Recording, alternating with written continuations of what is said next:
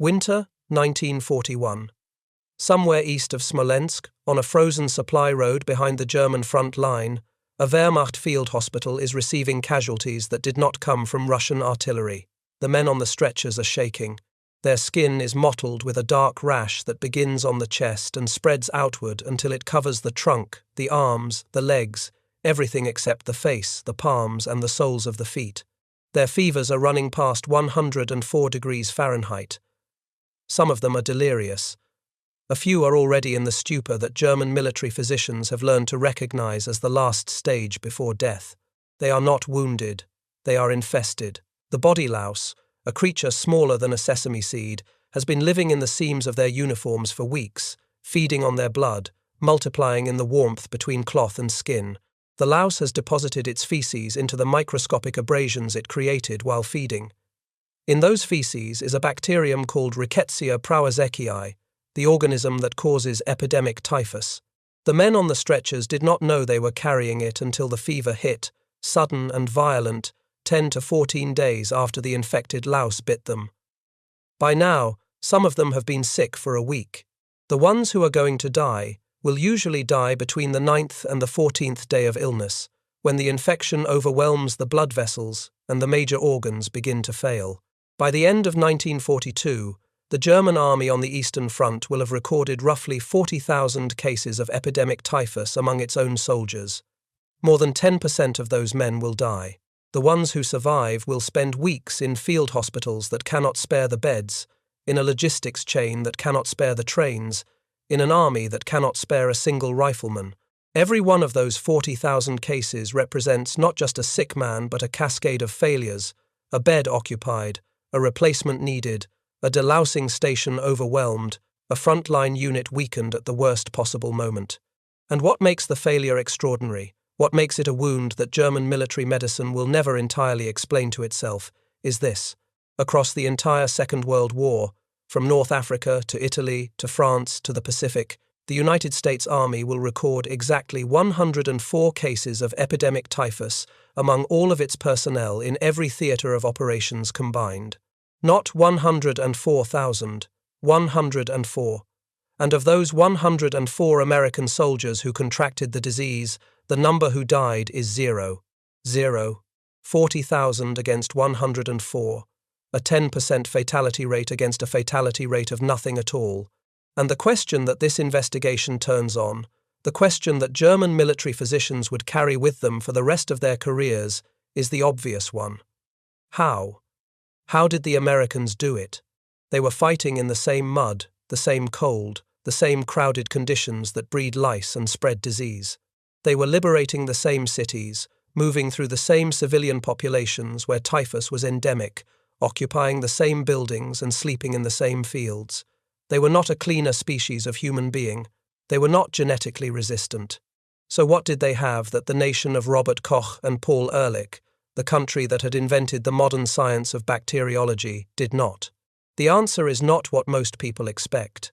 It was not a wonder drug. It was not a secret formula. It was a system built from a white powder, a chicken egg, and a hand pump, assembled by men whose names almost nobody remembers, and deployed with a speed and scale that no army on earth had ever attempted before. And to understand why Germany, with its century of scientific dominance, could not build the same system, we need to go back long before the Second World War. We need to go back to the creature itself, to the louse, and to the invisible empire it had been running over every battlefield in Europe for as long as armies had existed. Every soldier who has ever lived in a trench or slept in a foxhole or marched for weeks without a change of clothes knows the body louse. It is a wingless insect, 2 to 3 millimeters long, that lives exclusively on human beings. It cannot survive on animals. It cannot survive on birds. It cannot survive away from the warmth of the human body for more than a few days. It feeds on blood, puncturing the skin with its mouthparts several times a day, and it breeds in the seams of unwashed clothing, laying eggs called nits that cement themselves to the fabric fibers with a glue so strong that ordinary washing cannot remove them.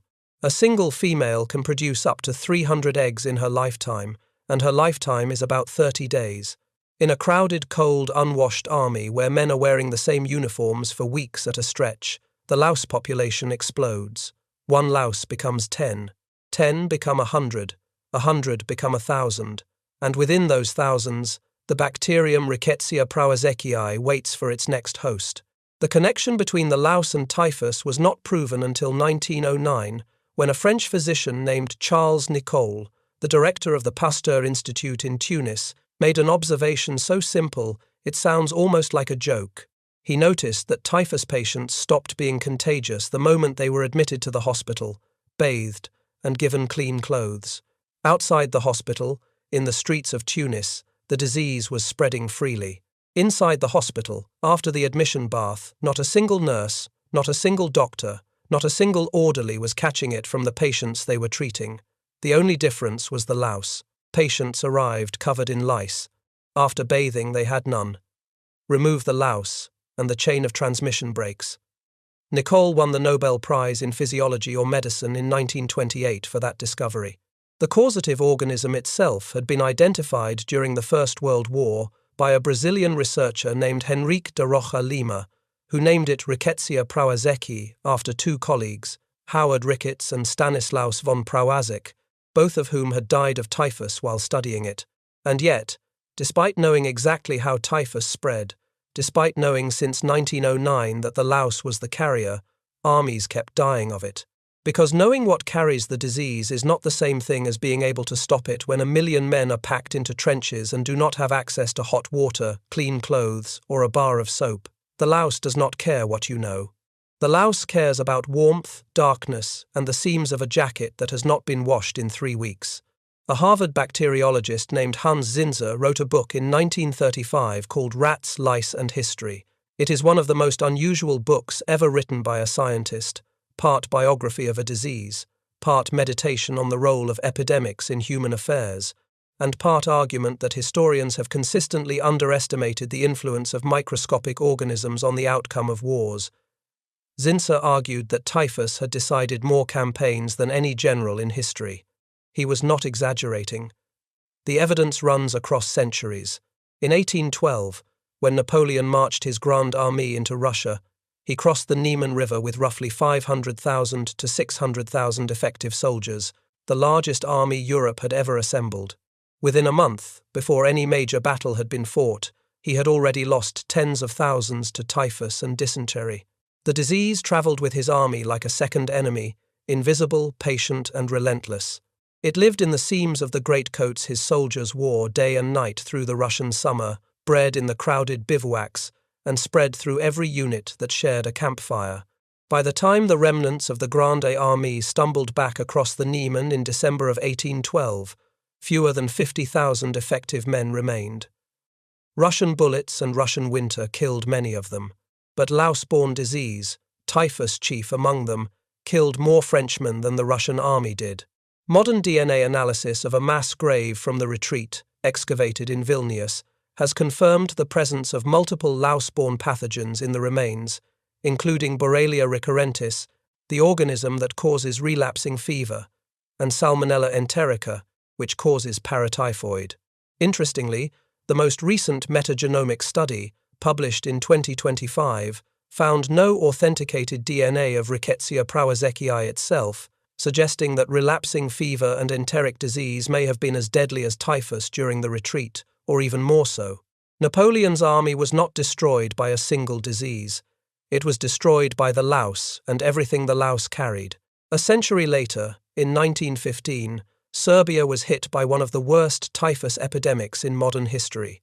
The country had fewer than 400 doctors for a population of several million people, and the disease swept through military and civilian populations with devastating speed. An estimated 150,000 people died, including roughly 70,000 Serbian soldiers and tens of thousands of Austrian prisoners of war who had been captured in the fighting and were being held in overcrowded louse-ridden camps. 126 of Serbia's small number of doctors died of the disease they were trying to treat.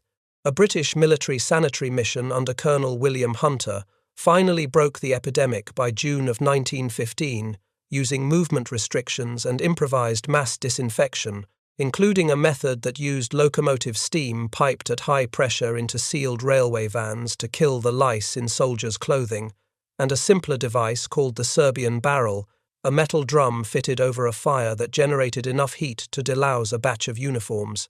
These methods were brutal, primitive, and effective.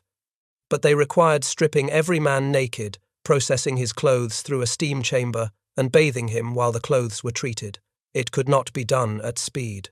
It could not be done in the field under fire, and it could not be done at a scale that would protect an army of millions on the move. When the First World War ended and the Russian Empire collapsed into revolution and civil war, typhus found its paradise. The conditions were everything the louse needed.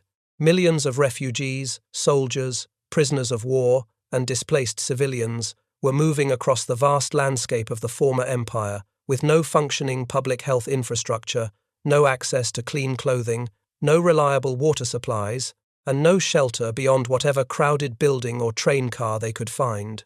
Between 1918 and 1922, an estimated 20 to 30 million people in Russia and Eastern Europe contracted epidemic typhus. Between 2 and 3 million of them died. The disease struck down soldiers of every faction in the Russian Civil War, red and white alike. It swept through prisoner-of-war camps where captured men were packed together in conditions that could have been designed to breed lice. It killed medical workers at a rate that emptied hospitals of staff. Vladimir Lenin himself, addressing the Soviet Congress in December of 1919, declared that either socialism would defeat the louse or the louse would defeat socialism. It was not a metaphor. He was speaking literally. For a period of months, the louse appeared to be winning. This was the enemy the German army marched into when it invaded the Soviet Union in June of 1941. Operation Barbarossa sent over 3 million German soldiers eastward into a territory stretching from the Baltic to the Black Sea, advancing through villages, towns, and cities where typhus had been smouldering in the civilian population for generations. The endemic disease reservoirs of Eastern Europe and the Western Soviet Union had never been fully eradicated. They were waiting in every village where refugees were crowded into farmhouses, every town where forced labourers were being rounded up for deportation to Germany, every makeshift camp where prisoners of war were held in conditions that made hygiene impossible. As the Wehrmacht advanced, it rolled through these reservoirs like a sponge absorbing dirty water. Soldiers picked up lice from requisition buildings. They picked them up from straw bedding in barns. They picked them up from the clothing of civilian populations they were living among. By the autumn of 1941, typhus was spreading back into Germany itself, carried by soldiers on home leave, and by the hundreds of thousands of Eastern European forced labourers being transported westward to work in German factories and farms. The disease that Germany had believed it could contain at the periphery of its empire was now inside the house. And the Germans, despite a century of world-leading medical science, were about to learn that knowing the name of the disease and knowing how to stop it at the scale of a continental war were two entirely different things. Here is where the story takes a turn that should sound impossible. Germany was the birthplace of modern bacteriology. Robert Koch, working in Berlin in the 1870s and 1880s, had identified the bacteria that caused tuberculosis and cholera. He had developed the laboratory methods, the staining techniques, and the pure culture protocols that every microbiologist on Earth still uses. Paul Ehrlich, working in the same intellectual tradition, had developed the concept of chemotherapy, the idea that specific chemical compounds could target specific disease organisms. The Robert Koch Institute in Berlin was the most prestigious infectious disease laboratory in Europe. German universities had trained more Nobel Prize winners in medicine and physiology than any other country. Germany had invented the science of fighting disease at the microscopic level. When the war began, Germany had every reason to believe it would handle epidemic disease better than any opponent it faced. The Americans had no comparable tradition. American military medicine in 1941 was competent but unexceptional. The United States had entered the First World War late and had not faced the Eastern Front typhus crucible at all. American military physicians had textbook knowledge of the disease. They had almost no field experience with it. The American Army's medical infrastructure was built to treat wounds, not to manage continent-wide epidemics. By every measure of scientific prestige and institutional depth, Germany should have been the country that conquered typhus in the Second World War. The Americans should have been the ones burying their soldiers. And yet, By 1944, the Americans would achieve something no army had accomplished in the recorded history of warfare. They would stop a major typhus epidemic in the middle of winter, in a city of over 1 million people, using a chemical that had been sitting on a shelf for 65 years before anyone realized what it could do. They would vaccinate millions of soldiers with a product grown in chicken eggs by a bacteriologist working in a small laboratory in Montana. And they would do all of this while Germany, the nation that had built the science of infectious disease from the ground up, was running lethal experiments on concentration camp prisoners and still failing to produce a reliable vaccine. That is the inversion at the heart of this story. The country that knew the most about disease could not stop it. The country that knew the least built a machine that did. And to understand how that machine was built, we need to start with the man who discovered that a white powder already gathering dust in a Swiss chemical company's catalogue was the most effective insect killer the world had ever seen. In 1874, an Austrian chemistry student named Othmar Zeidler synthesized a compound called dichlorodiphenyltrichloroethane as part of his doctoral research at the University of Strasbourg. He described the synthesis, noted the compound's physical properties, published the paper, and moved on. Nobody tested the compound on insects. Nobody imagined it had any practical application. It sat in the chemical literature for 65 years, a footnote in an old doctoral thesis, gathering dust. In 1939, a Swiss chemist named Paul Hermann Muller, working for the J.R. Geigy Company in Basel, was methodically searching for a synthetic insecticide. He wanted a compound that would be cheap to manufacture, stable in storage, long-lasting in its killing effect, and toxic to insects but safe for warm-blooded animals. He tested hundreds of compounds. He tested them by exposing flies, mosquitoes, and other insects to treated surfaces inside a glass chamber, then measuring how long the treated surface continued to kill. When he tested Zeidler's forgotten molecule, the one that had been sitting in the literature since 1874, the results were extraordinary. The compound killed insects on contact. It kept killing them for weeks after application, long after the surface had dried. It was chemically stable. It was cheap to synthesize. And at the concentrations needed to kill lice, flies, and mosquitoes, it showed no apparent toxicity to mammals. Muller had rediscovered DDT. The timing was everything. War had begun in Europe. Typhus was already spreading on the Eastern Front. The Swiss company Geigy shared information about the compound with both sides. Germany received samples. The Allies received samples. But the speed of the American response was something the world had never seen in the history of public health. By early 1943, the United States War Production Board had placed DDT under military allocation.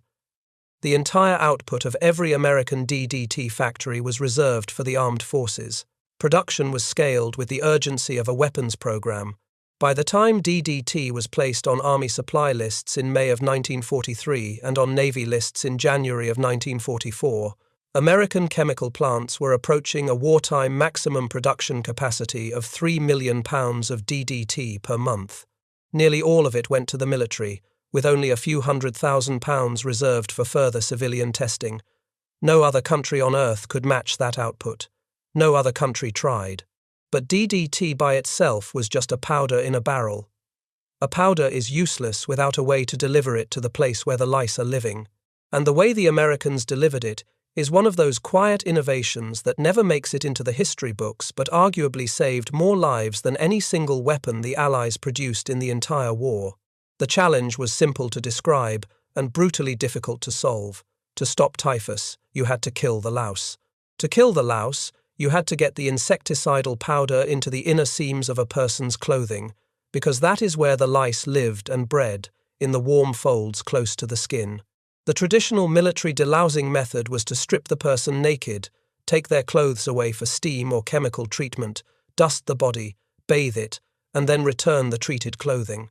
This method worked in hospitals and rear area installations. It was useless in the field. It was useless in refugee camps where cultural sensitivities made mass undressing impossible. It was useless in a liberated city of 1 million people where you needed to delouse the entire population in weeks, not months, before the epidemic exploded beyond all control. A French colleague working with Dr. Fred Soper of the Rockefeller Foundation provided the critical insight.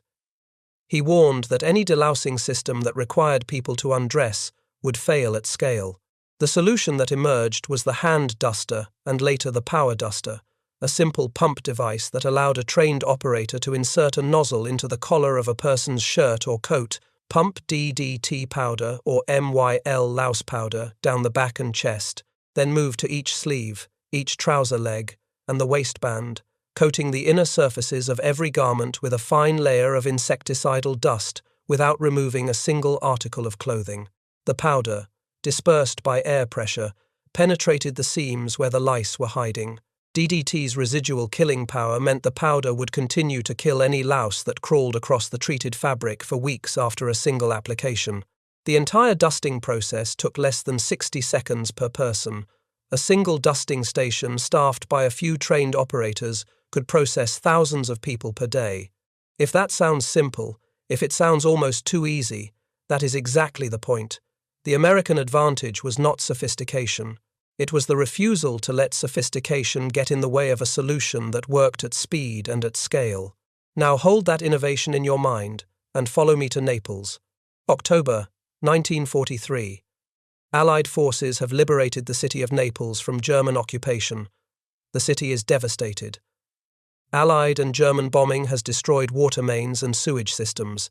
Over 1 million civilians are crowded into damaged buildings and improvised shelters. Refugees are pouring in from the surrounding countryside. Fuel is scarce, soap is scarce, clean water is almost non-existent. Sanitation has collapsed at every level. And in the overcrowded shelters, in the bombed-out tenements, in the air raid caverns where entire families are sleeping pressed against strangers, the body louse is thriving in conditions it was perfectly evolved to exploit. Typhus cases begin appearing in the civilian population in November. By December, new cases are approaching 60 per day, and the curve is still climbing. The Allied medical officers on the ground, men who had studied the epidemiology of the disease and knew its history down to the numbers, understood exactly what this curve meant. They knew what had happened in Serbia in 1915. They knew what had happened in Russia after 1918. They knew that if the epidemic followed its historical pattern, and every typhus epidemic in recorded history had followed the same winter pattern, it would accelerate through December, January, and February, peak in early spring, and by the time it burned out, it would have killed tens of thousands of Neapolitans. Some projections estimated as many as 250,000 deaths. Naples was about to become the next chapter in the oldest story in military medicine. The man who had spent 2 years preparing for exactly this moment was Brigadier General James Stevens Simmons, the head of the United States Army's Preventive Medicine Division. Simmons had seen the typhus threat coming before the United States entered the war. He understood that any army fighting across North Africa, Italy, and eventually France would be moving through populations where typhus was endemic and where the conditions of war, the crowding, the displacement, the collapse of sanitation, would turn endemic smoldering into epidemic fire. In 1942, Simmons persuaded the Secretary of War to create the United States of America Typhus Commission, a joint Army, Navy, and Public Health Service body, whose single mission was to ensure that typhus would not do to the American Army what it had done to Napoleon, to the Serbians, and to the Russians. The commission was formally established by executive order of President Roosevelt on December 24, 1942. Simmons recruited civilian scientists from universities and research foundations. He organized field laboratories that could operate close to the front. He built a pipeline from research bench to front line that could move a new technology from laboratory testing to mass deployment in months instead of years.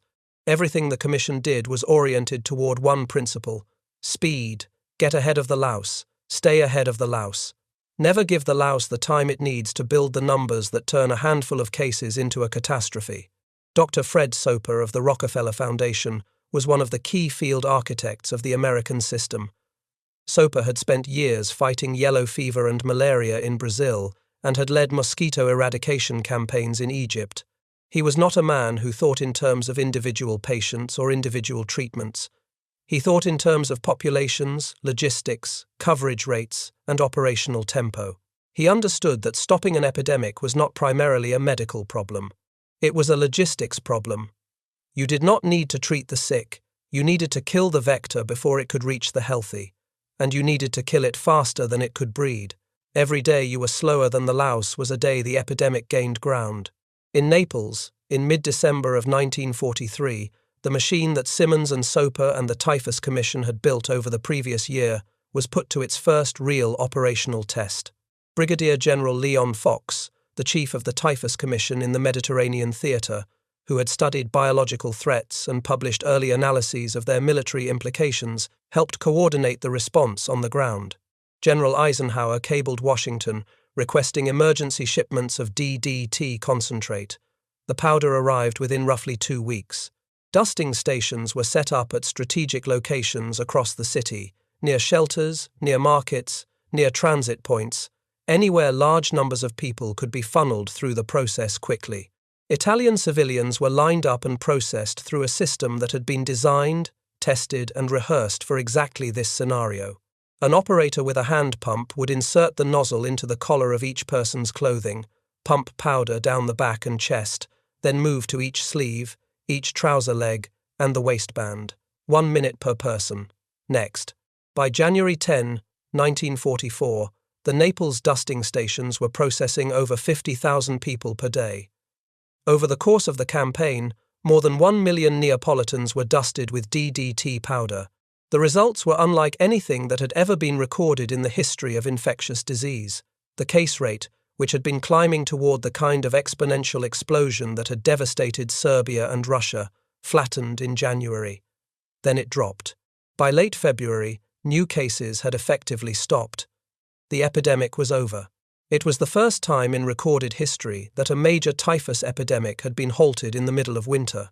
Every previous epidemic in every previous war in every previous century had run its course through the cold months, growing worse as people huddled together for warmth and wore the same louse-infested clothes week after week, and burning itself out only when spring and summer allowed bathing, laundry, and the natural reduction of louse populations. Naples broke the pattern completely. An epidemic that the historical record said should have killed tens of thousands was stopped with white powder and a hand pump. Allied medical records confirmed roughly 2,000 laboratory-verified typhus cases across the Naples region during the outbreak. Even among those confirmed cases, the fatality rate remained above 20%, a reminder that typhus was still a lethal disease for those who contracted it. But the mass dusting had prevented the explosion.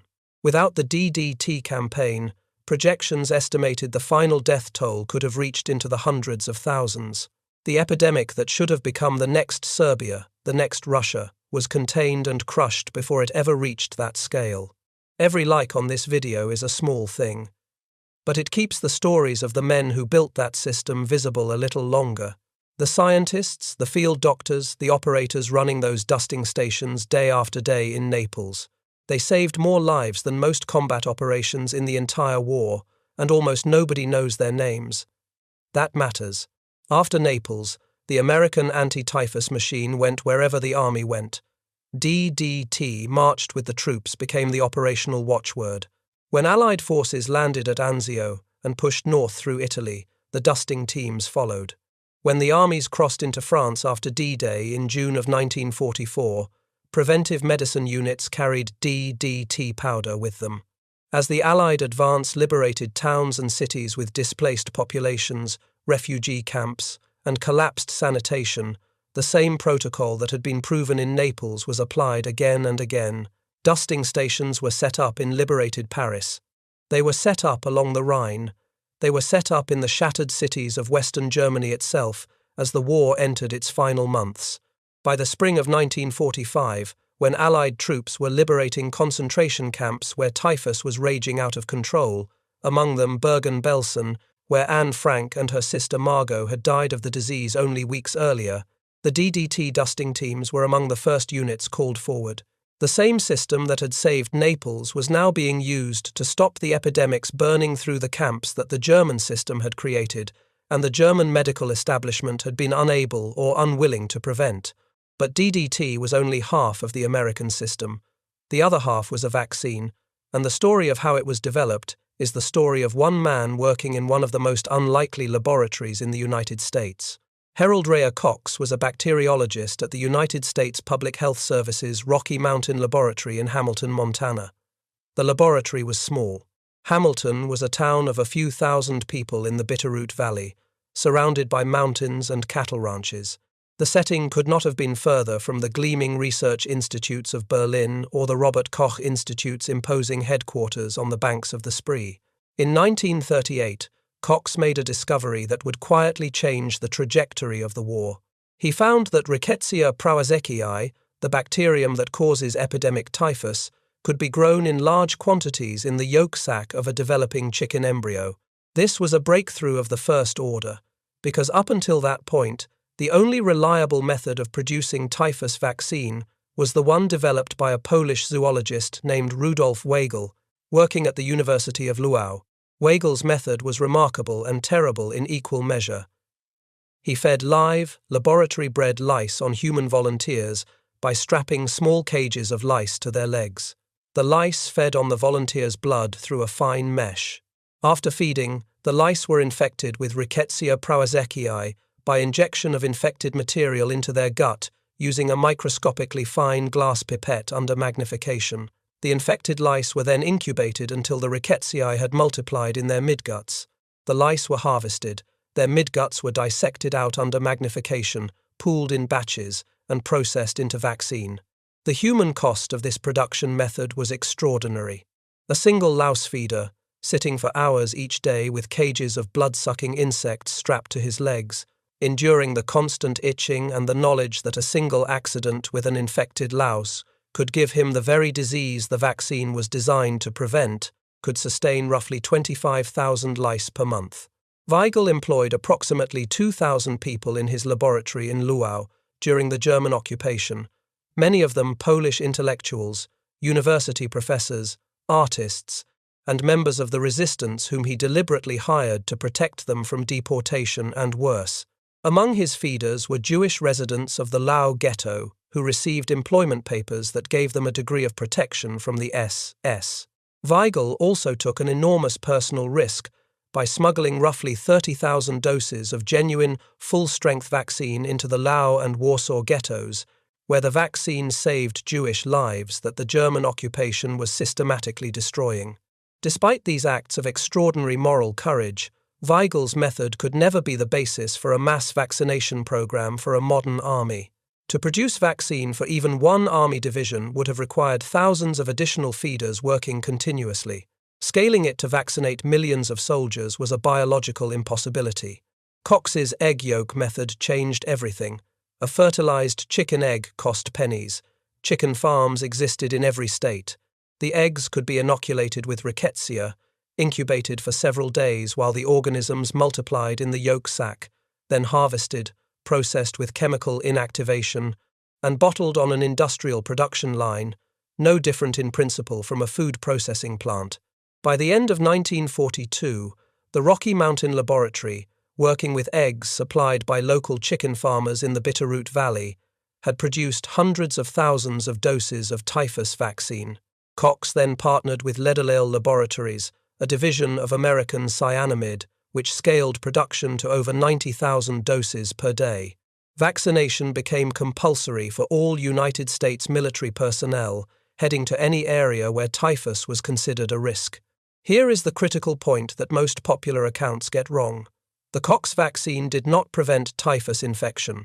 No typhus vaccine available during the Second World War, not the American Cox vaccine, not the Polish Weigel vaccine, not any of the German experimental vaccines, could reliably prevent a person from contracting the disease if bitten by an infected louse.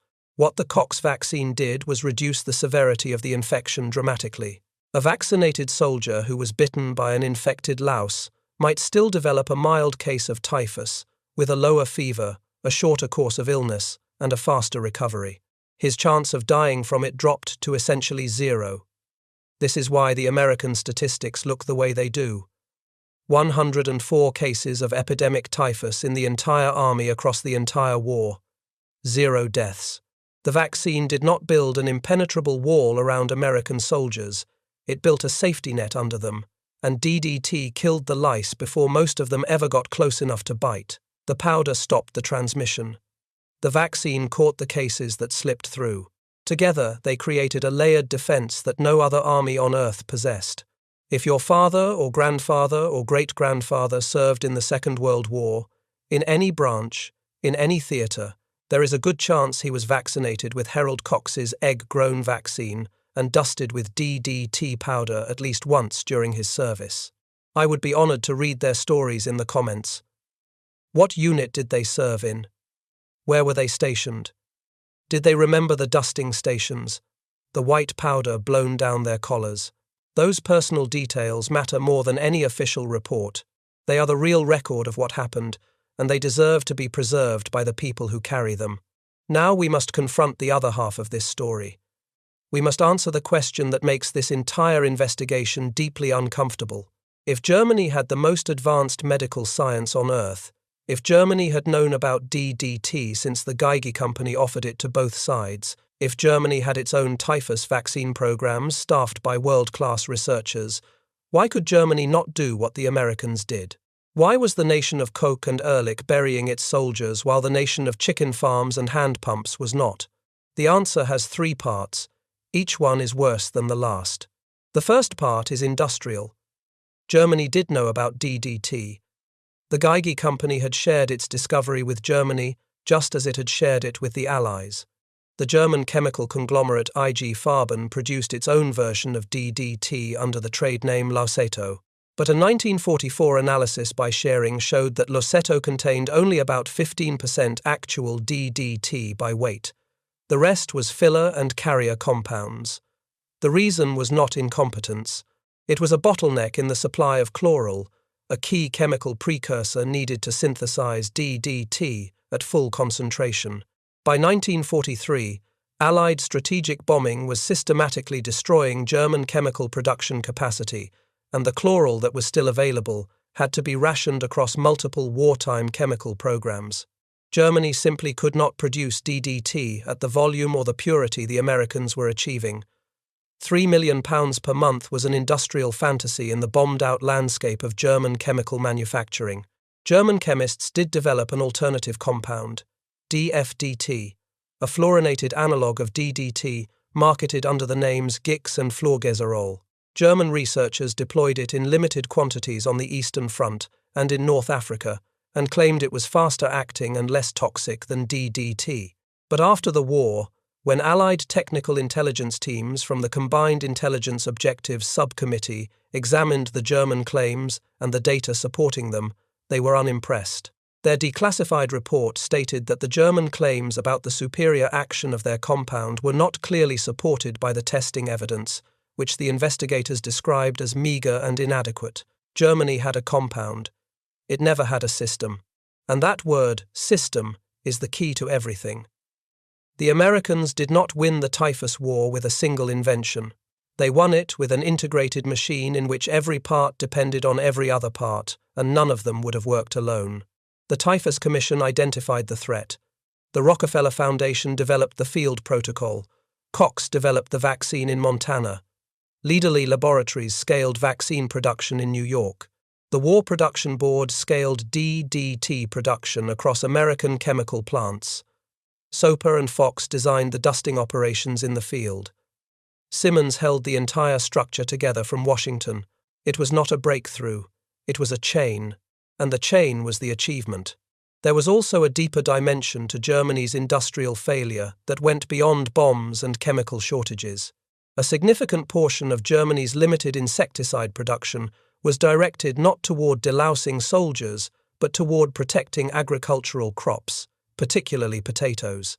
German authorities feared that the Allies might launch biological warfare attacks using the Colorado potato beetle to destroy German food supplies. Whether or not that fear was justified, the result was that scarce chemical resources were being divided between fields and front lines, with no integrated system to prioritize military delousing in the way the Americans had done. The second part of the German failure is doctrinal.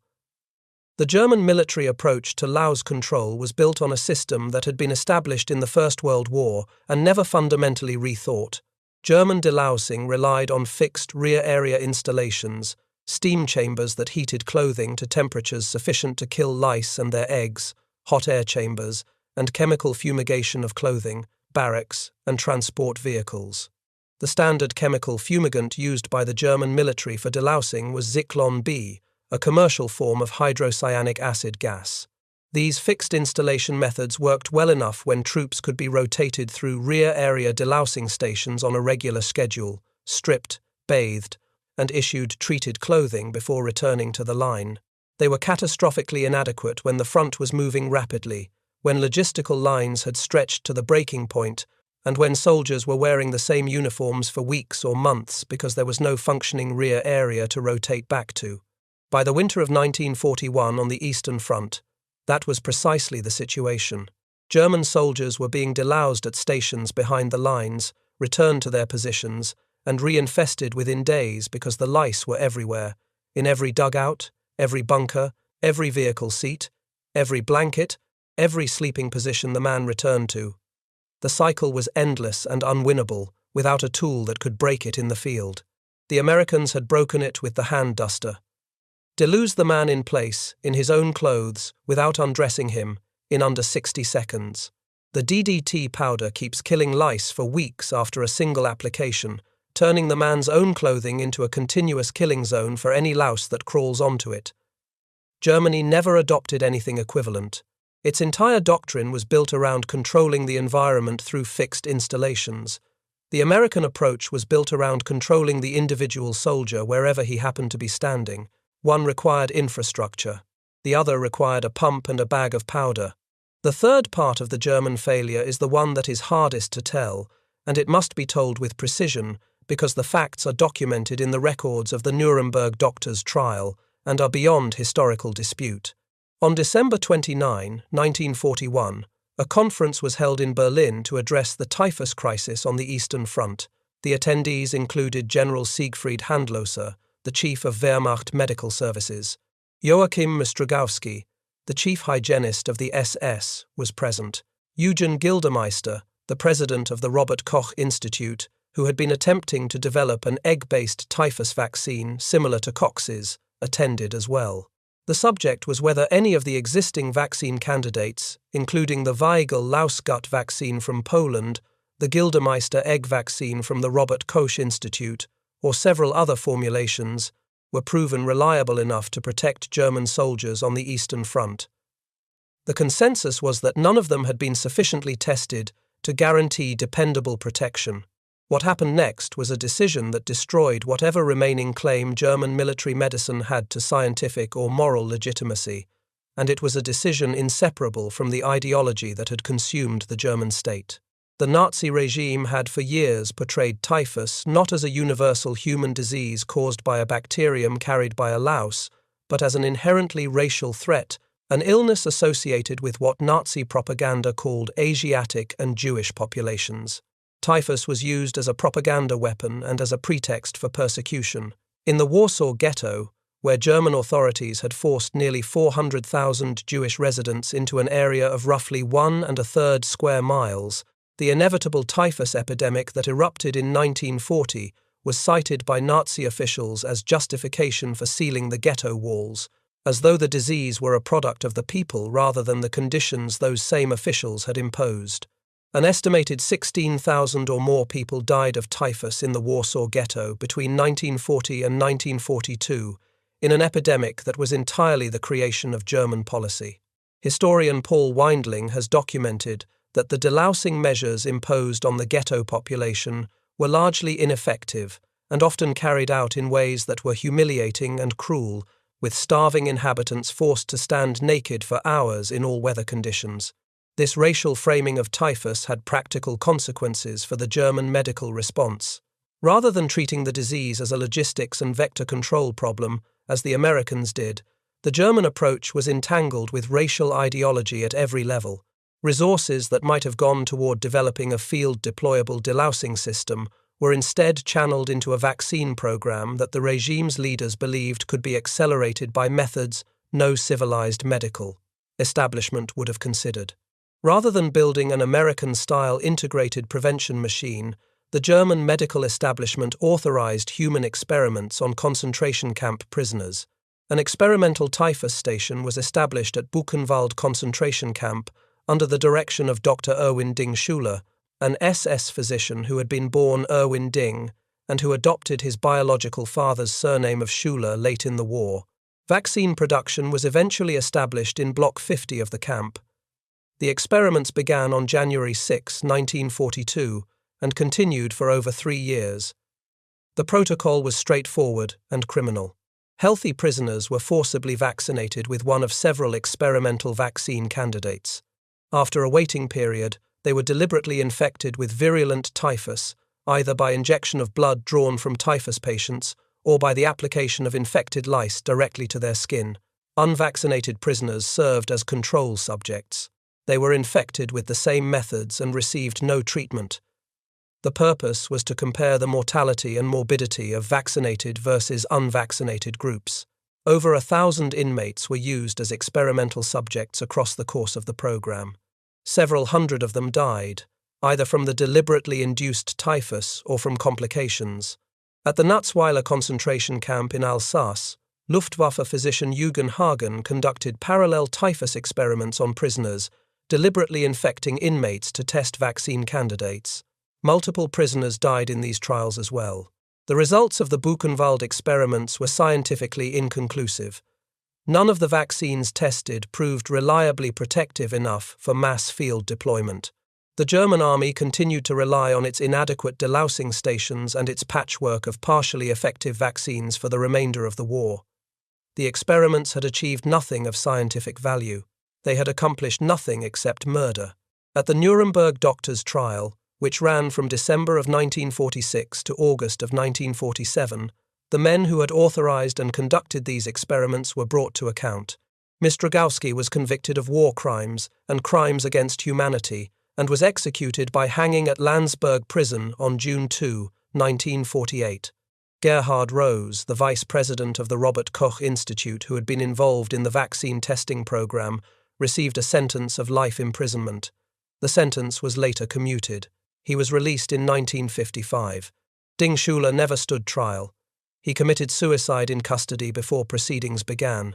On the witness stand at Nuremberg, Mistrogowski himself made the admission that encapsulates the entire German failure.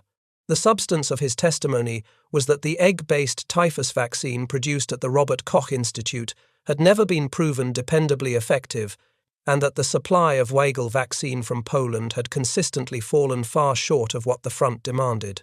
He was describing, in the careful language of a man trying to save his own life, a total systemic collapse. Germany had the science. Germany had the tradition. Germany had the laboratories and the researchers and a century of institutional knowledge. And Germany had produced a vaccine program that could not protect its own soldiers, built on a foundation of crimes against humanity that did not even yield usable scientific results. There is one final piece of this story that must be told, because it captures the full moral dimension of the gap between the American and German paths to the same goal. Inside Block 50 at Buchenwald, where the SS vaccine was being produced under Ding Schuler's authority, the actual laboratory work was being done by imprisoned scientists who had been forced into service. Among them was a Jewish microbiologist named Ludwig Fleck, a Polish researcher who had published important philosophical work on the social construction of scientific facts before the war. Fleck and his fellow prisoners, working alongside Eugen Kogon, a political prisoner who served as clerk and private secretary to the SS doctor running the typhus experiments and who used that position to aid the camp's underground resistance, realized that they were in a position to commit an act of sabotage that could save lives on both sides of the front. Kogon described what they did in his post-war account of the camp, published in 1946. They produced 2 types of vaccine. One type had no protective value and was perfectly harmless. It was this version, the useless one that was shipped to the German army for injection into soldiers on the Eastern Front. The second type, produced in very small quantities using the genuine rickettsia preparation, was actually effective. This real vaccine was smuggled to fellow prisoners inside Buchenwald to protect them from the very disease the SS was deliberately infecting people with in the barracks next door. German soldiers at the front received vaccine that did nothing. The Jewish and Polish prisoners who manufactured it kept the working version for themselves and their comrades. The sabotage was never discovered during the war. Consider what that means. The German army was injecting its soldiers with a useless product made by the very people Germany was trying to exterminate, while those prisoners secretly protected themselves with the genuine article. Meanwhile, on the other side of the Atlantic, American soldiers were receiving vaccine grown in chicken eggs by a quiet bacteriologist in Montana, produced at industrial scale by a pharmaceutical company buying eggs from farmers in a mountain valley, and delivered through a supply chain that ran from henhouse to factory to military depot to the arm of a soldier in Italy without a single crime committed along the way. One path ran through chicken farms, the other ran through Block 46. One system worked, the other did not. And here is the verdict. When German medical officers examined the American typhus record after the war, when they confronted the staggering contrast of 104 cases and 0 deaths against their own tens of thousands of casualties, they were looking at a result that their own scientific tradition told them should have belonged to Germany. Germany had identified the causative organisms. Germany had trained the bacteriologists. Germany had built the world's greatest laboratories. The Robert Koch Institute had been studying typhus since the 19th century. German researchers had published more papers on Rickettsia prowazekii than any other nation's scientists. And yet it was an American bacteriologist in Montana, working with chicken eggs and a partnership with local farmers, who produced the vaccine that actually reached the troops in effective form. It was a Swiss chemist's forgotten compound, scaled by American factories at £3 million per month, and delivered by American hand pumps that killed the lice. It was an American commission, a joint civilian-military body created in the middle of a global war that tied all the separate innovations together into a deployable system that could move as fast as an advancing army. Germany's failure was not a failure of intelligence. It was not a failure of talent or of scientific knowledge. It was a failure of systems. Germany could not build the DDT production line because Allied bombs were destroying its chemical plants, and it could not source enough chloral. Germany could not adopt the hand duster protocol because its delousing doctrine was locked into fixed steam installations that the fluid Eastern Front had made obsolete. Germany could not produce a proven vaccine through ethical research because its political and ideological system had decided the fastest path to results ran through the barracks of Buchenwald, where the results were paid for in human lives and still amounted to nothing usable. The Americans were not smarter. They were not braver. They were not more scientifically gifted. They were organized differently. They operated in a system where the distance between a laboratory discovery and a soldier's sleeve was short, direct, and uncorrupted by ideology. Herald Cox developed a vaccine in Montana. His government scaled it through a pharmaceutical company in New York. Fred Soper designed a dusting protocol in a field laboratory. His military deployed it across a liberated city. When Naples erupted, the machine was ready. When the machine was turned on, it worked. That is the difference between science as knowledge and science as action. Paul Hermann Muller received the Nobel Prize in Physiology or Medicine in 1948 for his discovery of the insecticidal properties of DDT. Charles Nicoll had received his Nobel Prize in 1928 for proving that the body louse was the typhus vector. Between those two Nobel Prizes, separated by 20 years, lies the complete scientific foundation for what the Americans achieved. Two discoveries. One said the louse carries the disease. The other said this chemical kills the louse. Everything else was logistics, engineering, manufacturing, and the decision to build a connected system rather than wait for a miracle. Herald Cox died in 1986, a quiet man who spent the post-war decades working on other vaccines. Most obituaries did not mention that the typhus vaccine he developed in 1938 had protected an entire army. Fred Soper continued his career in international public health, eventually leading the Pan-American Health Organization. Leon Fox served out his career in military medicine. James Stevens Simmons retired as a brigadier general and returned to academic life. Rudolf Weigel, the Polish zoologist who had used his louse laboratory in Lau as a lifeline to protect Polish intellectuals, Jews, and resistance fighters by employing them as louse feeders, and who had smuggled roughly 30,000 doses of genuine vaccine into the ghettos, was honored after the war as righteous among the nations. He never received the Nobel Prize, though many believed he had earned one. Ludwig Fleck survived Buchenwald. He emigrated to Israel, where he continued his work in microbiology and the philosophy of science until his death in 1961. Eugen Kogon survived as well. He published one of the earliest and most important first-hand accounts of the concentration camp system and went on to a career as a political scientist and journalist in post-war Germany. Mistrogowski did not survive. He was hanged at Landsberg prison on June 2, 1948, for the crimes committed under his authority. The vaccine program he oversaw at the cost of hundreds of lives never reliably protected a single German soldier in the field.